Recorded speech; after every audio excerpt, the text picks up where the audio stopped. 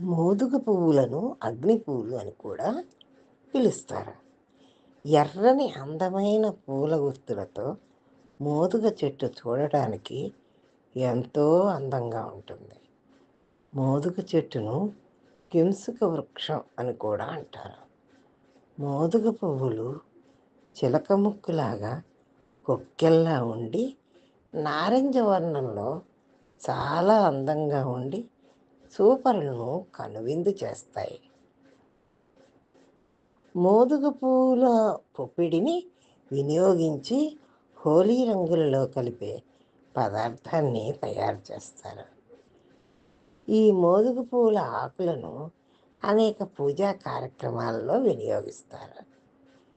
ఈ పువ్వులు పరమశివునికి, అమ్మవారికి ఎంతో ప్రీతిపాత్రమైనవిగా మన పూర్వీకులు చెప్పుకునేవారు.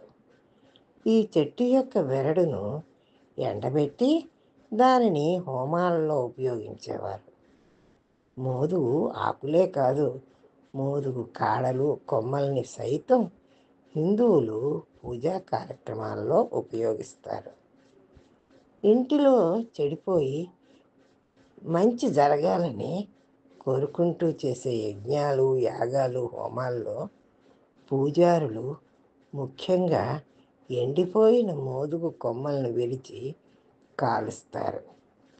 వాటి ద్వారా వచ్చే పొగ ఇంట్లో ఉండే చెడుని సంహరించి మంచిని కలిగిస్తుందని హిందూ సాంప్రదాయాల్లో నమ్ముతారు.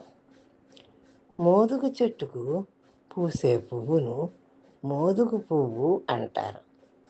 ప్రతి ఏటా హోలీ పండుగకు ముందుగా ఈ పువ్వు చెట్లకు పూస్తుంది. ఈ పువ్వులను హిందువులు ఎంతో పవిత్రమైన పువ్వుగా చూస్తారు. అడవుల్లో, మైదానాల్లో ఉండే ఈ చెట్లకు పూసే పువ్వులు ఒక రకమైన సువాసనతో పాటు అందంగా ఉంటాయి. ముదురు నారింజ రంగులో కనిపించే ఈ పువ్వులను చూస్తే మనసు ఉప్పొంగిపోతుంది. మోదుగు పువ్వులు అంటే పరమశివుడికి ఎంతో ప్రీతి. అందుకే శివాలయాల్లో పూజలు చేసే క్రమంలో పూజారులు మోదుగు పువ్వులను శివుడికి సమర్పిస్తుంటారు. అంతేకాదు, మోదుగు పువ్వుల్లో వచ్చే కొద్దిపాటి నీటి బిందువులను సైతం శివుడికి ప్రీతిపాత్రంగా భావిస్తారు. ఇక మోదుగు పువ్వులకు హోలీ పండుగకు విడదీయరాని బంధం ఉంది. కొన్నేళ్ల క్రితం హోలీ పండుగ వస్తుందంటే వారం రోజుల ముందుగానే పిల్లలు, యువకులు మోదుగు పువ్వులను తీసుకువచ్చి నీటిలో నానబెట్టేవారు. తర్వాత రేపు హోలీ పండుగ అనగా బాగా ఉడకబెట్టేవారు. ఉడికిన తర్వాత వచ్చే రంగు నీళ్ళని చల్లారిన తర్వాత సీసాల్లో, డబ్బాల్లో నింపుకునేవారు. హోలీ పండుగకు రసాయన రంగుల కన్నా మోదుగు పువ్వుల ద్వారా వచ్చే రంగు నీళ్లను వాడడం వల్ల చర్మరోగాలు రావు. కానీ ఇప్పుడు మాత్రం చాలా వరకు హోలీ పండుగ రోజు మోదుగు పువ్వుల ద్వారా వచ్చే రంగు నీళ్లను వాడడం లేదు. రసాయన పదార్థాలతో తయారయ్యే రంగుల్ని వాడుతున్నారు. దీనివలన చాలా వరకు హోలీ పండుగ రోజు హోలీ ఆడి కంటిలో రంగులు పడేసుకోవడం, చర్మరోగాలకు గురి కావడం జరుగుతుంది. ఈ వెరడును కాల్చి ఇంట్లో ఉంచడం ద్వారా చెడు వాసన మరియు దుర్గంధము పోగొట్టవచ్చు. మోదుగ జిగురు విరోచనాలలో, డిసెంట్రీలలో బాగా ఉపయోగపడుతుంది. పిల్లల్లో వచ్చే విరోచనాలలో బాగా ఉపయోగపడినట్టు పరిశోధకులు చెప్తున్నారు. మోదుగను ఆయుర్వేదంలో అనేక ఔషధాలుగా ఉపయోగిస్తారు. ఇది కడుపులో ఉండే ఎలాంటి క్రిమినైనా హరిస్తుంది. మోదుగు విత్తనాలను పొడిగా చేసి దానిలో కొద్దిగా తేనెని కలిపి తీసుకుంటే ఉపయోగకరంగా ఉంటుంది.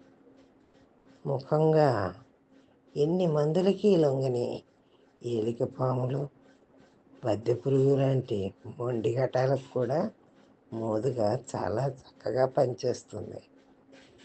1 గ్రాము మోదుగు విత్తనాల పొడిని 1 చెంచా తేనెలో కలిపి రోజు 3 సార్లు చొప్పున 3 రోజుల పాటు తీసుకుంటే క్రిములన్నీ చనిపోతాయి. 4వ రోజున విరోచనాలకు మందు తీసుకుంటే ఇవన్నీ బయటకు వచ్చేస్తాయి. ఈ ఏనుగు గజ్జి అనే చర్మవ్యాధి వచ్చిన వారికి మోదుగ విత్తనాల పొడిలో కొద్దిగా నిమ్మరసాన్ని కలిపి రాస్తే ఉపశమనం కనిపిస్తుంది. పురుగులు పట్టిన పుళ్ళల్లో మోదుగ విత్తనాల పొడిని వేస్తే ఆ పురుగులు చనిపోతాయి. మోదుగ ఆకుల పొడి మధుమేహ రోగులు వాడితే చక్కెర స్థాయిలు తగ్గుతాయి. రక్తంలో ఇంకా కనిపించకుండా కేవలం మూత్రంలోనే చక్కెర ఉండే గ్లైకోజ్, యూరియా లాంటి పరిస్థితుల్లో ఇది బాగా ఉపయోగకరంగా ఉన్నట్లు తెలుస్తుంది. మోదుగాకుల కషాయాన్ని లుకీరియాలో వెజైనల్ డూష్గా వాడితే బాగుంటాయి. మోదుగాకుల కషాయాన్ని వేడిగా ఉండగానే పుక్కిలిస్తే నోటిని శుభ్రపరచుకోవటానికి ఉపయోగపడుతుంది.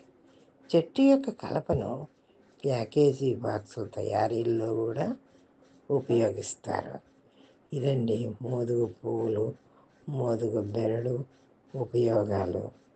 వీడియో మీకు నచ్చితే లైక్ చేయండి, షేర్ చేయండి, సబ్స్క్రైబ్ చేయండి.